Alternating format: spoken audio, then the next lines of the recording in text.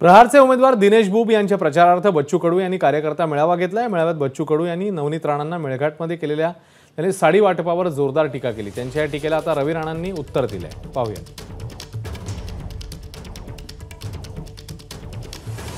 17.5 रुपयाची साडी देऊन त्या मेळघाटची बेइज्जती करून टाकली। 2 कोटीच्या गाडीत फिरायचं, 17.5 रुपयाची साडीमध्ये लोकांना गुलामीकडे नेण्याची व्यवस्था मित्र तोडून टाकावं लागेल, तोडावं लागेल। लाख बलिदान घ्यावं लागलं तरी चालेल। आमचं तर सगळं सुखात होतं, राजकुमारजी आम्ही सुखातच होतोय। फक्त निरोप काय होता, तटस्थ राहा, ना इधर ना उधर, पण सुखातली आम्ही दुखात नाही, कष्टात टाकण्याचं काम केलं, इमानदारीकडे जाण्याचं काम केलं।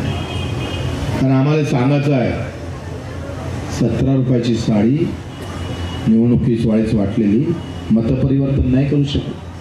अरे जो व्यक्ती आपल्या स्वार्थासाठी आपल्या पदासाठी राजकारण करते, मला असं वाटते त्यावर मला जास्त बोलायची गरज नाही।